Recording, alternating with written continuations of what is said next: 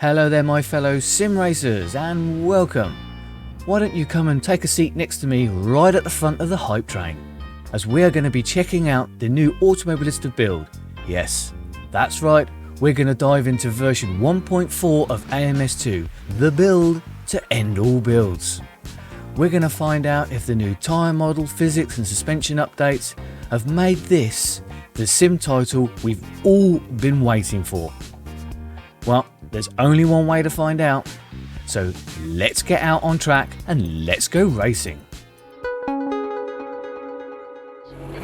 Okay, so here we are at the new version of Spa, the 2022 layout, or revision shall I say, which was part of the version 1.4 build, and we're in the equally new Mercedes AMG GT4, which was also included in the new 1.4 build of AMS2. So as you can see on my left there, shiny new gravel trap, which was part of the changes made to this circuit for 2022. Still a clear right. Right, so let's talk about this tyre model, shall we? So they've cold tyres. There's a good example of how the tyre model's working. They've made revisions to the core carcass of the tyre, so the tyre model, the set of tyre model they use has been completely revamped and revised on the anchors, and it now utilises temperature build up and drop, so heat now affects grip levels. There's two things I have found via testing a lot of different cars and content. It's the front end that's seen the most significant change. There's more grip, there's more bite, less understeer with this new tyre model. Do you know what? It feels tighter, you know, less floaty. There's the word. AMS2, could, if you didn't tweak the setup, and this is just a default setup, could feel a little bit floaty at the front end. You couldn't always get a true feeling of where the grip level was. Well, to me, and with my Accuforce direct drive wheel, that's now been dealt with, been sorted. And I find it's a lot more of a positive experience. I suppose it's a lot more similar. Oh my god, 3 wide. Hold your line. Brings it more in line with some of the other sim racing titles out there. Now, I don't know whether that's good or bad, because I don't know which sim racing title is right and which is wrong. Oh dearie me.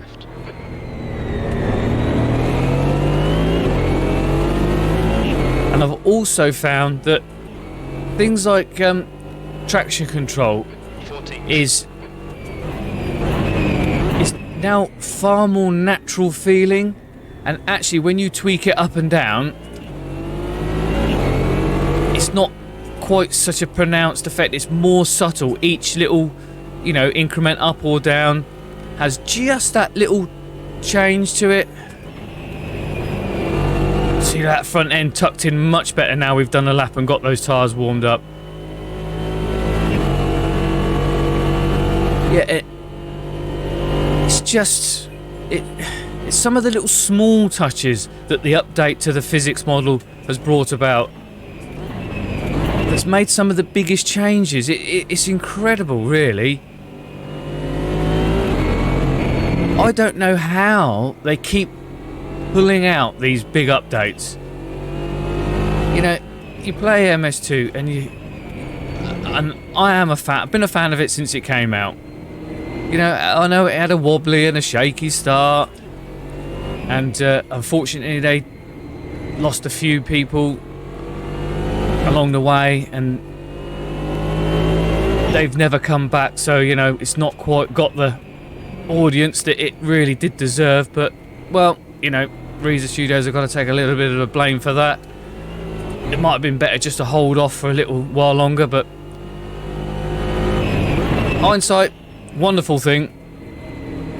But Reiza's saying now that, you know, this build 1.4, this is it. This is the build. This is where they've got the core sim racing engine, physics, force feedback updates, all where they needed to be. This is the version that they've always wanted to release. And now they can move on now with, you know, quality of life, really getting on top of any of those last little bugs, and being able to swap the team over to, you know, chasing after and creating new content. So, you know, this is quite a milestone release. 5 minutes to go, 5 minutes left. Now, I'm a bit of a sucker, you know, I'll read the dev blogs, the notes, I'll see the little teaser videos, and I'm straight on board that hype train. I'm like, oh yes, this is it. Best thing since sliced spread. We're all going to love this. 233.30. And, you know, it's never quite how you imagine it's going to be. But this time, I think the devs have said it's going to be a brilliant build, and it has been a brilliant build. Now, this is... oh, took a bit too much speed in there. Felt the front end wash out again, highlighting, you know, how good and predictable the tyre model is now. Fantastic. Love it, love it, love it. E14. If you've been on the shelf about this title, if you've had it and deleted it, get it installed. Go and buy it. I think it's still on offer on the Steam store. This is a solid buy it. You know, now remember, there's a massive breadth of DLC and content available, and I have, you know, I have found the odd car that's still, I don't think they've still quite got it tweaked and set up just right, but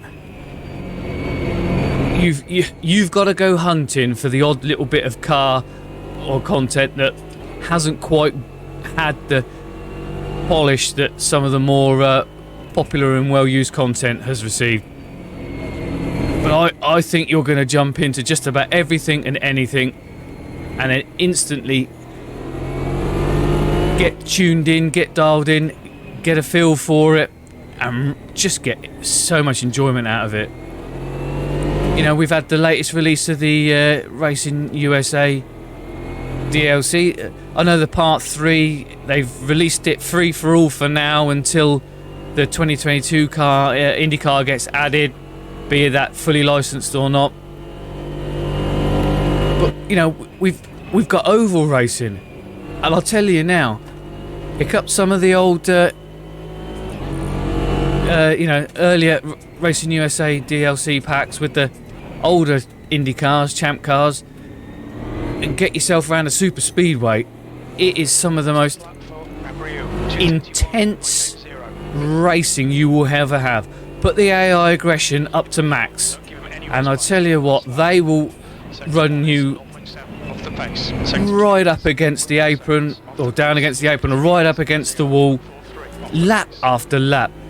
I originally wanted to make a video of the oval race, but it was so intense, so just overwhelming, that I could not physically talk and drive at the same time. That might be outside track limits. Another thing I've really enjoyed was the trucks, the big old Brazilian racing trucks. Oh, another excuse to get the H pattern out, and now those things are understeer in, oversteer out. Absolutely fantastic fun. You know, they're speed limited, but crikey, they need to be, otherwise you'd have no chance. But they are so much fun, and the new Still there. yeah, the new particle and smoke effects is just fantastic. The black smoke that those belch out as they put the power down. it's that extra level of polish that this already beautiful looking sim has been given, that's just, you know, and that's before you even don your VR heads. This thing runs beautifully in VR. Set it up for sunset, so that sun is just dipping down, creating those ray effects. Oh, it's beautiful. Do you know, it's so immersive, it's so stunning, and the hand animation on the wheel, and it matches up to the shifter, the different tiles of shifter that car's operating. If you've got VR, then you should have owned this title already. There's no excuse. It will run on any potato of a PC, and it's just, it's breathtaking, absolutely breathtaking. Now, I've hung on for this review because I wanted to test a selection of different vehicles, some of which you saw playing in the background during my intro.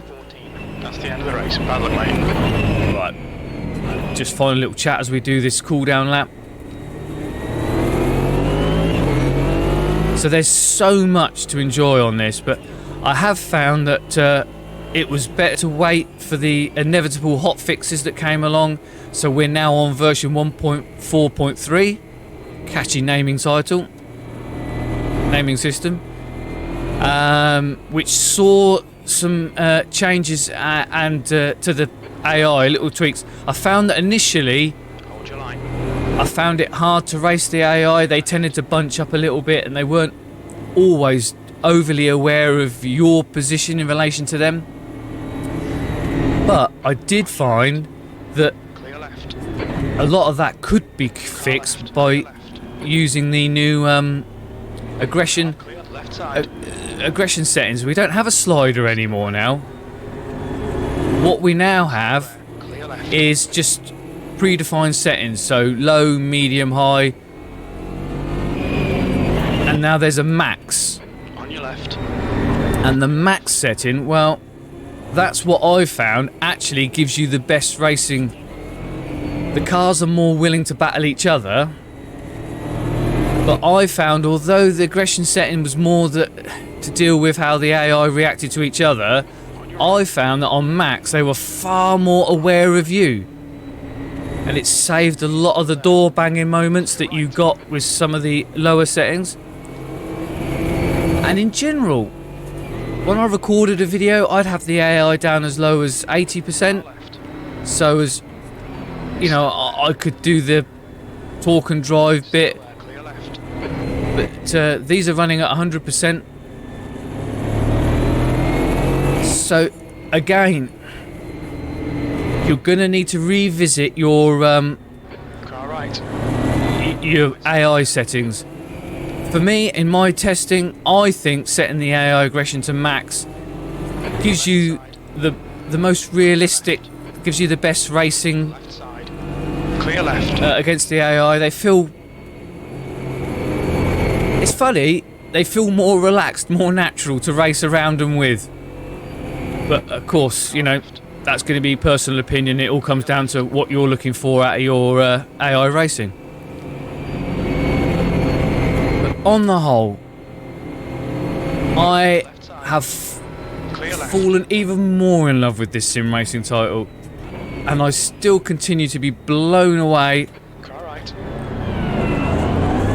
by what Reiza Studios have managed to do, have managed to put together, and it truly is the build to end all builds. I think they've just, as they say in America, knocked it out the park, and I couldn't be happier with the results.